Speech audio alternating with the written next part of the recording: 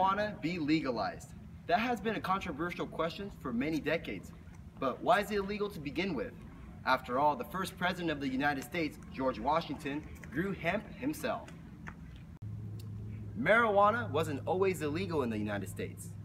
In 1937, the Marijuana Tax Act was passed. This bill made possession and transfer of marijuana illegal on the federal level. And in June 1971, Richard Nixon called for the war on drugs, increasing federal drug units, mandatory jail time, and no-knock warrants. According to research done in California, the Adverse Childhood Experience study, a male will have 4,600% greater chance of having substance dependency if he experienced 6 of these conditions in the early life: sexual abuse, mental abuse, physical abuse, emotional abuse, loss of parent to death, parent jailed, bad divorces, and violence in families. They can be traumatized in such a way that substances become more appealing to soothe their pain. So in order to understand their addiction, you first must understand their life story and what they're going through. Every year, 5.5 million people die from cigarettes. That's the same number of people killed during the anti-Jewish genocide by the Nazis, occurring year after year. Yet, it's totally legal and accepted into society. Alcohol kills 50,000 people annually from alcohol poisoning. Marijuana, 0. Driving under the influence of marijuana, you are twice as likely to be in an accident. Compare that to alcohol, which you are 4 to 27 times more likely to be in an accident. Ready when you are. According to the article Marijuana in Colorado by drugpolicy.org, it states that the tax revenue in 2014 adds up to $40.9 million without counting the medical marijuana or licenses and fees. According to the city of Denver, it states that the crime rate has dropped by 2.2% in the first 11 months of 2014. Also, by the Department of Transportation, it states that the accidents, fatalities have dropped 3% in the first 11 months of 2014. Most of the money is being used in schools to create programs that educate people or students about drug use. According to the Department of Revenue in Colorado, it states that 16,000 people were licensed to work in the marijuana industry as in December 31st of 2014. Also, Colorado has the fastest growing economy in the United States, and Colorado's unemployment rate is at a 6-year low. $67 million are accumulated every year just from marijuana itself. And some of the money is used, like for example, $27.5 million are being used for school reconstruction. Although marijuana is mostly a harmless substance, the black market surrounding it is still dangerous. It causes violent confrontation to settle disputes because, as described by the LAP, the profit incentive combined with the illegality of marijuana creates an unregulated market. The black market holds many parallels to the black market during alcohol prohibition. However, once alcohol prohibition was stopped, the black market weakened. Former Los Angeles Deputy Chief of Police Stephen Downing said, quote, "When we ended the prohibition of alcohol, Al Capone was out of business the next day. Our drug policy is really anti-public safety and pro-cartel, pro-street gang, because it keeps them in business," end quote. According to the Police Foundation, in Colorado, where marijuana is legal at the state level, banking systems are not available to the marijuana industry because it's still illegal at the federal level. This creates an increased risk of robberies that could otherwise be prevented by legalizing marijuana at the federal level and opening up banking. According to the FBI, there are 1 marijuana arrest every 42 seconds.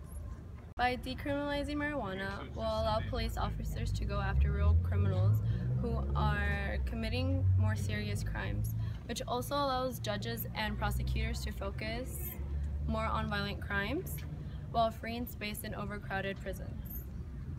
Abuse of marijuana is a primary concern when speaking of our youths. However, prohibition has done nothing to stop marijuana from being abused by youths. A survey by the National Institutes of Health found that 36% of high school seniors admitted to smoking marijuana in 2012. Former Seattle Chief of Police Norm Stamper claims that, quote, "The only way we can effectively control drugs is to create a regulatory system for all of them," end quote. Neil Franklin, Baltimore narcotics veteran, also said, quote, "Education and treatment is the most effective and cost-efficient way to reduce drug use, end quote.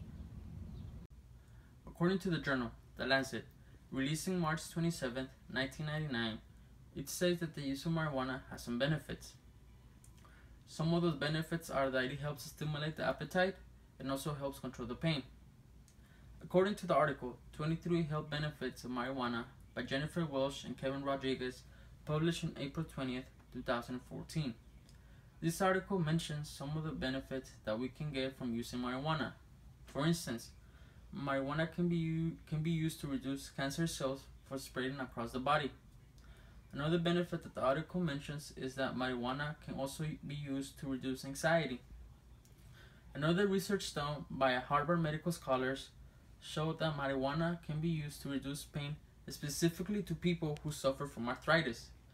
Just like we see in Colorado and how its economy is growing at a fast rate, this can help other states to reconsider the idea to make marijuana legal.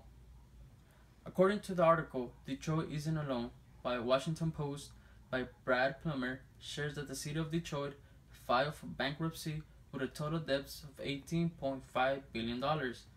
Unlike Colorado, whose tax revenue adds up more than $40.9 million on the first year when marijuana first became legal. This can help other states to make their economy stable once again. Obtaining marijuana is simple nowadays. For example, in Venice Beach, there are at least 2 marijuana dispensaries in every block. There are only 3 states in the whole United States that have made marijuana legal for recreational use. In 2015, Oregon also made marijuana legal. In Oregon, things are a little bit different than the other states who made marijuana legal.